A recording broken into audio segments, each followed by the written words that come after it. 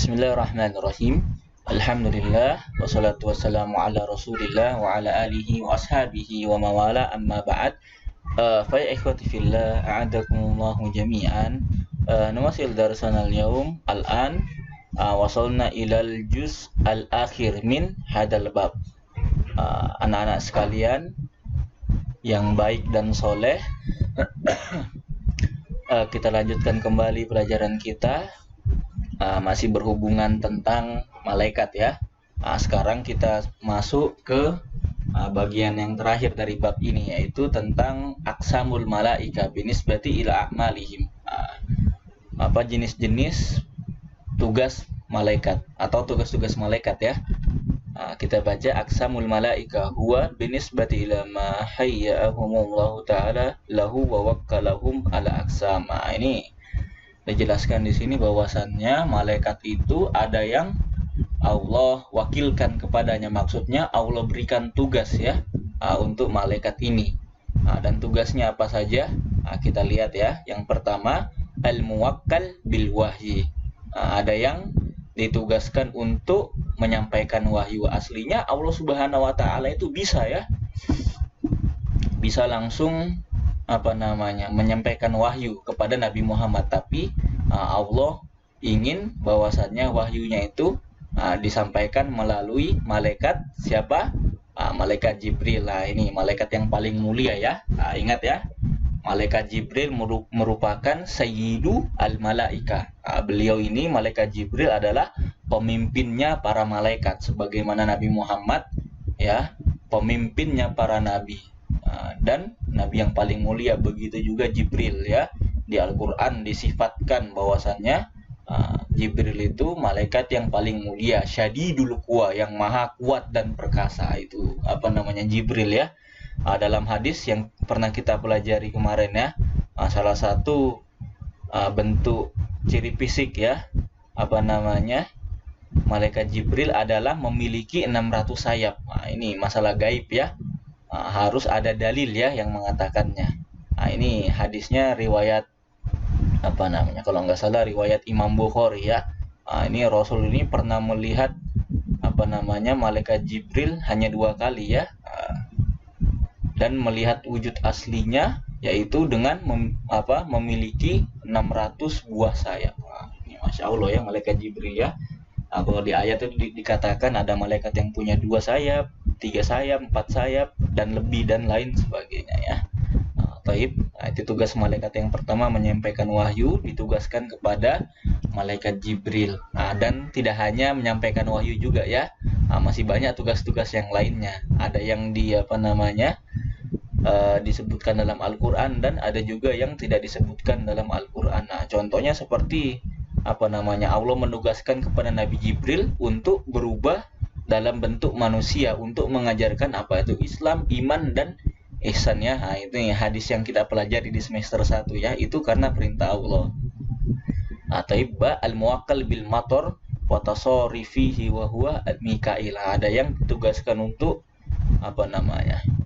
ini berkaitan tentang hujan ya, menurunkan hujan, wa tasarifihi, dan dalam masalah rezeki ya, mengatur rezeki. Ini siapa? Mikail. Ini ditugaskan untuk untuk siapa rezekinya ini? Kepada siapa? Kepada malaikat Mikail. Ini kapan turun hujan di sana di sini, itu tugasnya malaikat Mikail ya. Lalu kemudian jim ya, al-muwakkal binafis sur. Ada yang diperintahkan untuk meniup sangkakala, dan itu adalah malaikat Israfil alaihi salam. Ini malaikat yang menuntut meniup sangkakala ya pada hari kiamat kelak. Pada tiupan pertama itu seluruh makhluk yang ada di semesta alam ya, semuanya mati. Dan ketika tiupan kedua, malaikat Israfil akan makhluk-makhluk di dunia ini akan bangkit kembali. Kemudian yang dal, al-muwakkal biqabdi al-arwah. Ada juga yang malaikat ditugaskan untuk mencabut arwah ya, mencabut nyawa. Siapa dia? Malakul maut wa anwa'uhu Israil. Ini di buku ini dijelaskan bahwasannya malaikat yang mencabut nyawa itu adalah malaikat maut ya. Wahwa Israel. Ini nggak tahu ini dapat dari mana ya, Israel ini yang ada di Al-Qur'an itu di surah di surah Al-Muluk itu Allah Ta'ala berfirman, "Qul yatawaffakum malakul mautil ladzi wukila bikum." Malakul maut disebut malaikat maut ya dalam Al-Qur'an. Israel ini kurang tahu Ustadz ya, apakah riwayatnya dari Israiliyat, dari orang Bani Israel, atau doib dan lain sebagainya. Yang penting kalau ada soal jawab aja malaikat maut ya, malaikat yang mencabut nyawa. Ini sesuai dengan yang ada di surah Al-Muluk dan surah-surah lainnya. Dan ada yang al-muwakkalu bihibzi amalil ibad, bihibzi amalil abdi wa kitabatihi sawa'un kana khairan aw syarran wa hum al-kiram al-katibun. Yang keberapa ini? Ini lupa Ustadz ya. Ada malaikat yang ditugaskan untuk mengawasi manusia ya, mengawasi serta mencatat amal kebaikannya, entah amal kebaikan yang baik maupun amal kebaikan yang buruk. Ini namanya kiramun katibun ya, malaikat yang mulia yang mencatat amal perbuatan. Mereka adalah raqib dan atid. Ada yang bilang ini raqib dan atid itu sifatnya ya. Karena makna dari raqib sendiri itu mengawasi ya. Ini khilaf ya, perbedaan di antara ulama. Kita ikuti aja buku yang ada di sini, yaitu raqib dan atid ya. Ini dia walaqad khalaq, dalilnya surah apa ini? Surah Qaf ayat 16 sampai 18. Walaqad khalaqnal insana wa na'lamu ma nuwaswisu bihi nafsu. Dan kami telah menciptakan manusia, maksudnya Allah yang menciptakan manusia, dan Allah mengetahui apa yang dibisikkan di dalam hatinya ya.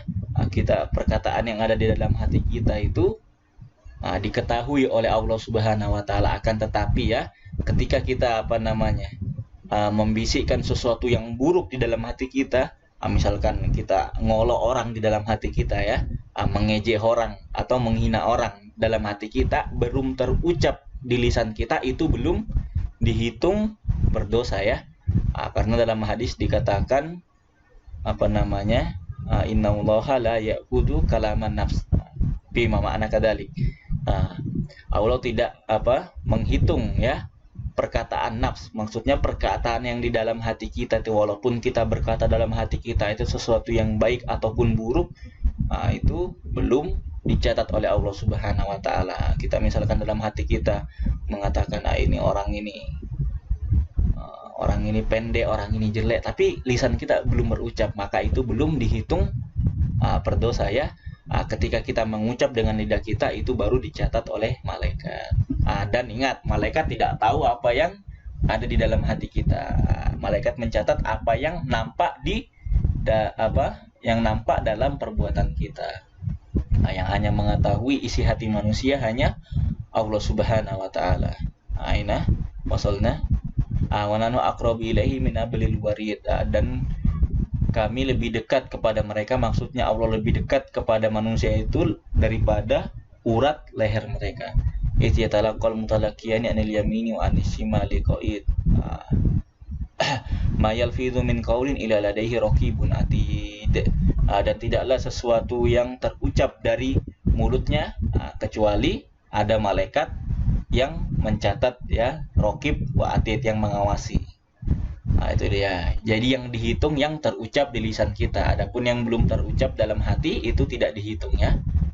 Yang kemudian tugas malaikat yang selanjutnya al-muwakkaluna bisu'alil qabr wa huma munkar wa nakir. Dan ada malaikat yang ditugaskan untuk menanyai manusia ketika dalam kubur. Siapa mereka? Munkar dan nakir. Ini juga ulama ada yang mengatakan bahwasannya mungkar wa nakir itu nama malaikat, ada yang mengatakan itu sifatnya ya.